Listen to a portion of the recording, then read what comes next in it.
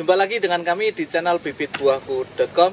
Di video kali ini kami akan sedikit sharing tentang bagaimana cara pemupukan alpukat dan berapakah intensitasnya. Secara lengkap akan kita kupas di video ini. Untuk itu saksikan video kami sampai selesai. Di sini adalah alpukat Boot 7. Itu ada alpukat 034 dari Vietnam, dan yang itu alpukat kayangan. Ini penanaman sekitar awal bulan April dan sudah hampir 3 bulan saat ini, dan alhamdulillah pertumbuhannya bagus sesuai dengan harapan kami. Dan di video kali ini kita akan coba membagikan cara pemupukan alpukat. Mungkin untuk lebih jelasnya terkait pemupukan akan kami sampaikan menggunakan bagan berikut ini. Dalam memupuk dan merawat alpukat ini kita membutuhkan bahan-bahan. Yang pertama yaitu sediakan pupuk sintesis atau yang lebih dikenal pupuk kimia. Ini bisa Anda gunakan pupuk NPK atau pupuk yang lainnya. Yang penting mengandung unsur NPK dan N-nya tinggi. Yang kita gunakan saat ini, yang sering kita gunakan adalah pupuk dengan merek Cor D. Selanjutnya yang kedua yaitu pupuk kandang. Usahakan gunakan pupuk kandang yang sudah difermentasi. Jika memang susah untuk membuatnya atau susah untuk mendapatkannya, Anda bisa juga menggunakan pupuk kandang yang masih mentah. Namun nanti untuk perlakuannya berbeda. Dan usahakan juga gunakan pupuk kandang dari kotoran kambing. Selanjutnya yang ketiga yaitu kapur dolomit atau kapur pertanian. Ini bisa Anda dapatkan di toko-toko pertanian. Untuk harganya bervariatif, ada yang satu sak itu 10.000 sampai 15.000. Selanjutnya insektisida. Ini bisa Anda gunakan yang kontak sis atau sistemik. Yang kita gunakan dua-duanya, jadi kita selang-seling. Yang sering kita gunakan untuk kontak sis yaitu decis, dan yang untuk sistemik dengan cara ditaburkan itu kita biasanya gunakan furadan. Yang kelima yaitu fungisida. Untuk fungisida ini agar melindungi tanaman dari jamur. Ini Anda bisa gunakan berbagai merek di pasaran, ada banyak. Salah satunya yaitu Antrakol yang juga kita beberapa kali gunakan. Ada juga merek lain yang kita gunakan. Selanjutnya yaitu perekat. Ada bisa gunakan yang pabrikan atau juga yang dari alam atau organik, yaitu bunga sepatu. Itu kenapa ini digunakan? Karena paling utama ketika musim hujan, ketika kita menyemprot fungisida atau insektisida kurang efektif ketika tanpa perekat. Karena ketika setelah menyiram biasanya fungisida atau insektisida akan hilang setelah terkena air hujan. Makanya harus kita juga gunakan perekat. Itu bahan yang kita gunakan. Selanjutnya bagaimanakah cara mengaplikasikannya? Dalam pengaplikasian pupuk ini kita coba sharing bagaimana cara kita memupuk alpukat, dan bisa Anda pakai seperti ini atau juga bisa Anda tambahi atau mungkin bisa cari dari referensi lain. Cuman yang kami tekankan di sini adalah untuk pemupukan itu biasanya tiap kebun itu berbeda-beda, dan ini adalah cara kami mengaplikasikan pupuk yang sudah kami persiapkan tadi. Dan ini kita lakukan sebulan setelah bibit ditanam. Usia bibit ketinggian sekitar 70 cm. Dan kita analogikan bahwa bibit kita tanam di bulan Desember. Maka bulan pertama di bulan Januari kita buat dulu bagannya Januari, Februari sampai Desember. Bulan pertama setelah penanaman sampai bulan Desember. Yang pertama yaitu NPK tadi. Di bulan pertama yaitu di bulan Januari itu kita gunakan setengah sendok makan. Kemudian di bulan Februari, di bulan kedua itu sama. Naik di bulan ketiga itu dilipatkan atau bukan dilipatkan, ditambah setengah sendok makan lagi. Satu sendok makan itu sekitar 15 gram, kurang lebihnya 15 gram. Jadi kita tambah tiap 2 bulan itu kita tambah setengah sendok makan, berarti sekitar ditambah 7,5 gram itu di 12 bulan pertama atau di 1 tahun setelah penanaman. Di bulan Mei ini naik jadi 1,5 sendok makan, di Juni sama, Juli naik lagi 2 sendok makan, dan seterusnya. Itu NPK, itu kita aplikasikan setiap bulan dengan dosis yang sedikit. Kenapa demikian? Karena memang untuk NPK ini kita caranya ditaburkan. Anda juga bisa siram, cuman kita lebih sering kita taburkan biar perasapannya pelan-pelan, dan 1 bulan itu biasanya larutan dari NPK tersebut sudah habis, sehingga di bulan berikutnya harus kita berikan lagi 1/2 sendok makan. Ini minimal, bisa Anda tambah sedikit juga boleh, atau juga bisa Anda aplikasikan setiap 2 bulan sekali. Terus selain NPK itu juga kita gunakan insektisida. Penyemprotan insektisida ini setiap bulan. Untuk dosisnya sesuai dari produk yang Anda gunakan. Yang penting seluruh permukaan dari tanaman itu terkena insektisida. Jika itu adalah insektisida kontaksis atau disemprot. Dari bulan pertama di Januari sampai Desember itu kita semprot terus setiap bulan. Ini meskipun tanaman kita sehat, tapi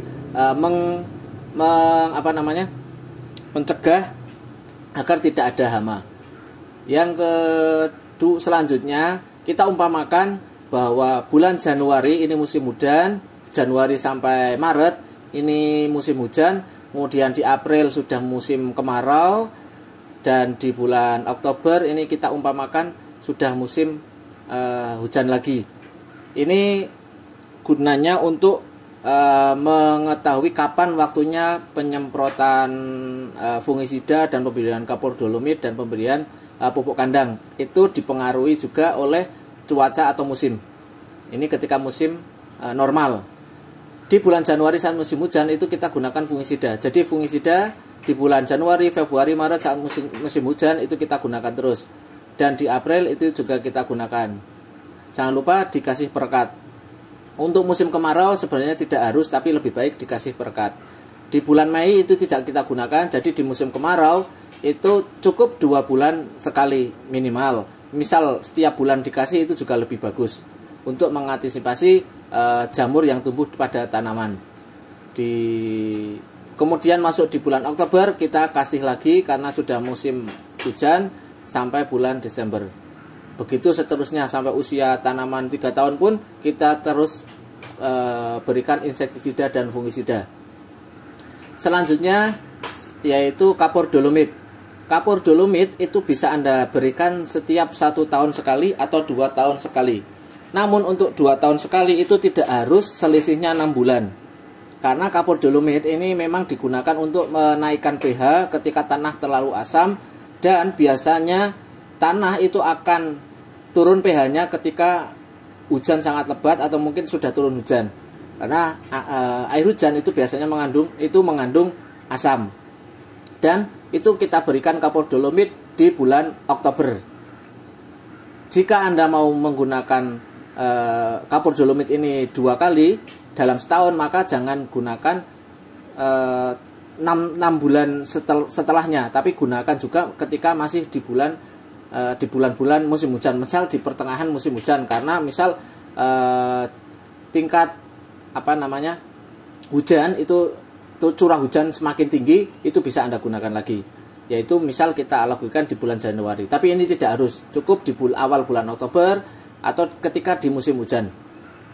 Itu selanjutnya yaitu pupuk kandang.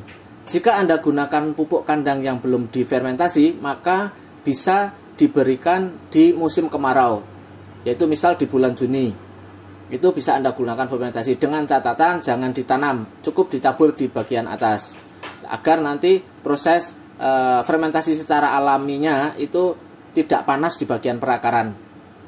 Jadi kita taburkan di bagian atas ketika itu pupuk kandang yang belum difermentasi. Harapannya nanti ketika sudah musim kemarau, musim hujan, itu pupuk kandang sudah terfermentasi secara alami. Atau jika Anda gunakan pupuk kandang yang sudah difermentasi, maka cukup dilakukan di awal musim penghujan. Cukup 1 tahun sekali itu sudah bagus. Atau jika mau Anda gunakan 2 kali dalam 1 tahun itu juga bisa Anda gunakan di bulan Juninya, di pertengahan, di awal musim hujan dan di awal musim kemarau. Demikian tadi bagan dari cara pemberian NPK, insektisida, fungisida dan kapur dolomit serta kohe ketika musim kemarau dan musim hujan. Kesimpulannya yaitu sebagai berikut. Dari bagan yang tadi sudah kita sampaikan, bisa kita ringkas bahwa pertama, NPK itu kita bisa berikan rutin setiap bulan dengan dosis yang sedikit, atau bisa juga diberikan setiap 2 bulan atau 3 bulan dengan dosis yang berbeda, tetap lebih besar daripada yang setiap 1 bulan. Cuman memang efektif setiap bulan, tujuannya agar ketika diberikan setiap 1 bulan itu setidaknya sedikit namun terserap efektif. Beda dengan jarak 3 bulan. Biasanya itu NPK sudah hilang atau sudah meresap ke dalam tanah dan haranya sudah habis, tapi belum kita berikan lagi. Atau bisa kita juga pakai bukan ukuran waktu, namun ukuran penampakan fisik dari pohon. Misal ketika kita berikan NPK itu daun kemudian mupus atau muncul tunas baru, dan diberikan lagi ketika daun tunas baru itu sudah tua baru diberikan lagi. Itu sekitar 2 bulan. Sedangkan untuk insektisida itu bagusnya setiap 1 bulan. Tujuannya untuk mencegah. Jadi jangan menunggu tanaman terserang hama baru kita kasih insektisida, tapi kita cegah dengan cara setiap bulan kita berikan insektisida, baik itu semprot atau maupun tabur. Atau juga bisa Anda gunakan lebih baik yaitu yang organik. Untuk seperti apa pembuatan insektisida organik banyak di Google, bisa Anda cari website maupun YouTube. Kemudian yang ketiga yaitu fungisida. Fungisida ini juga alangkah baiknya diberikan setiap 1 bulan. Cuman memang untuk kemarau ini bisa kita gunakan minimal 2 bulan sekali. Cuman untuk musim kemarau, untuk musim hujan sebaiknya dilakukan setiap bulan. Karena memang ketika musim hujan itu kondisi tanah maupun lingkungan itu biasanya sangat lembab, sehingga jamur itu sangat mudah tumbuh saat musim-musim seperti itu. Begitu pula ketika kemarau namun banyak gulma sehingga tanah atau lingkungannya lembab, itu juga harus diberikan setiap bulan. Kita berikan 2 bulan sekali itu saat kemarau itu ketika gulma tidak terlalu banyak. Kemudian yang selanjutnya adalah kapur dolomit. Kapur dolomit ini bisa Anda berikan setiap 1 kali atau 2 kali dalam setahun. Tujuannya agar meningkatkan pH ketika tanah terlalu asam. Ini sangat berpengaruh, meskipun memang kadang banyak orang yang tidak menggunakan, tapi dengan adanya pH yang bagus, yang mendekati netral, maka peresapan hara yang dari pupuk itu akan lebih optimal terserap tanaman. Yang selanjutnya yaitu pupuk kandang. Untuk pupuk kandang ini bisa Anda gunakan diberikan setiap 1 tahun sekali atau 2 kali. Jika diberikan dalam bentuk mentah, maka sebaiknya jangan ditanam, tapi ditaburkan di bagian atas dan saat musim kemarau, agar resapan tadi tidak langsung masuk. Ketika musim hujan, harapannya nanti pupuk kandang yang mentah itu sudah bisa terfermentasi. Ketika Anda memberikan saat sudah matang atau sudah terfermentasi, sebaiknya diberikan saat awal-awal musim hujan. Dan selain kelima pupuk ini, Anda juga bisa menambahkan seperti pupuk daun. Ini juga lebih bagus. Banyak sekarang untuk NPK maupun unsur-unsur hara mikro itu diberikan di bagian daun dengan cara disemprot berupa pupuk daun. Selain itu juga bisa Anda tambahkan pupuk organik cair. Bisa Anda buat dari beberapa bahan yang kemudian gunakan untuk mengkocor. Yang selanjutnya yaitu mikroba. Saat ini sudah banyak yang menggunakan mikroba untuk memaksimalkan pemupukan. Jadi harapannya nanti tanah lebih subur dengan mikroba ini. Beberapa cara bisa Anda tambahkan, tapi minimal kelima poin yang kita sampaikan, yaitu NPK, insektisida, fungisida, kapur dolomit, dan pupuk kandang itu wajib diberikan. Untuk selainnya itu bisa Anda tambahkan dan itu lebih bagus. Untuk NPK ini tidak harus NPK sintetis atau kimia, Anda juga bisa membuat NPK secara organik. Itu untuk cara pemupukan versi kami. Sebenarnya untuk pemupukan alpukat itu sangat bervariatif. Setiap pekebun berbeda-beda. Yang pada intinya untuk pemupukan alpukat yang perlu diperhatikan adalah masa pertumbuhan dan masa pembungaan atau masa pembuahan atau generatif. Dan di masa vegetatif ini kita akan memberikan pupuk dengan kadar N tinggi. Ketika masa pertumbuhan gunakan pupuk yang kadar N-nya tinggi. Kalau untuk yang biasa dijual di pasaran mungkin sering Anda juga dengar, yaitu pupuk NPK yang perbandingan 16-16 atau yang N-nya lebih tinggi. Kalau untuk kami yang biasa kita gunakan, dan sebelumnya mohon maaf ini tidak ada endorse maupun sponsor, ini kita biasanya menggunakan pupuk Cor-D. Pupuk Cor-D ini kandungan NPK-nya untuk N itu 25% dan P-nya itu 5%, K-nya 3%, kalsiumnya 7%, dan pupuk mikronya ada magnesium dan masih banyak lagi. Ini pupuk untuk vegetatifnya biasa kita gunakan di tanaman alpukat dan di beberapa tanaman lain seperti durian.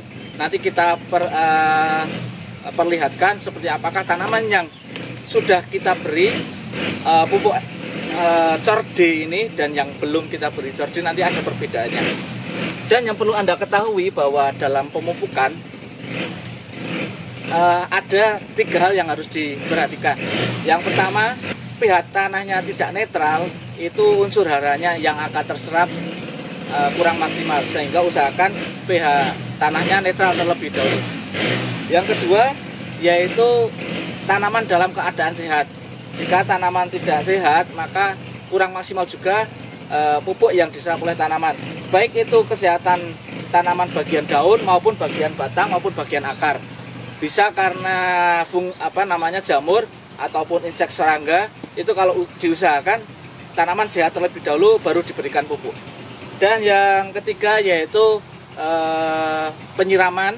Usahakan tanah poros, tidak bajak, karena ketika bajak atau tidak mudah meresap air bisa mengakibatkan akar itu busuk dan akhirnya tidak bisa menyerap hara atau pupuk, meskipun pupuk yang kita berikan itu bagus. Itu nanti kita coba lihat seperti apakah perbedaan ketika kita gunakan Cor-D. Oh iya, untuk yang merah ini sama, ini Cor-B. Cor-B ini digunakan untuk fase generatif. Jadi nanti ketika pohon sudah waktunya berbuah atau sudah usianya untuk dibuahkan, maka kita gunakan pupuk Cor-B. Ini kandungan N-nya 10, P-nya 10, dan K-nya 15%. Itu. Dan ini belum kita gunakan di tanaman alpukat ini.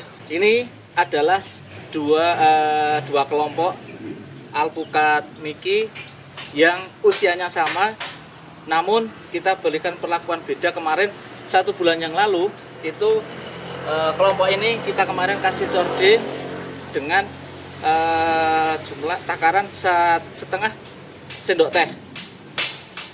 Baru belum ada 1 bulan, sekitar 3 minggu. Ini kita kasih, dan yang ini tidak kita kasih. Dan usianya sama, perbakannya juga sama, ukuran polybagnya juga sama, peletakannya juga sama, sama-sama terkena sinar matahari, dan penyiramannya juga sama. Namun ada banyak perbedaan. Pertama, bisa Anda lihat yang kita kasih Cor-D itu, dan ini tanaman sudah keluar daun-daun muda dan banyak beserta cabang-cabang. Dan yang kami suka adalah jarak ruas antar daun itu panjang. Ini menunjukkan bahwa tanaman subur. Ini bisa Anda lihat semuanya mengeluarkan daun muda dan sudah bercabang banyak. Beda dengan yang ini. Ini kelompok ini belum keluar daun mudanya sama sekali. Bahkan calonnya pun belum keluar. Ini yang pertama itu. Yang kedua, warna dari daunnya juga beda.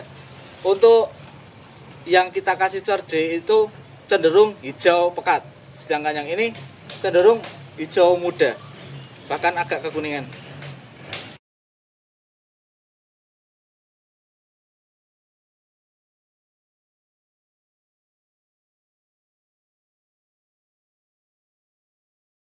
Selain itu, untuk tanaman yang ini bisa Anda simpulkan apakah benar atau tidak, tapi yang kami amati di kelompok ini banyak terserang hama.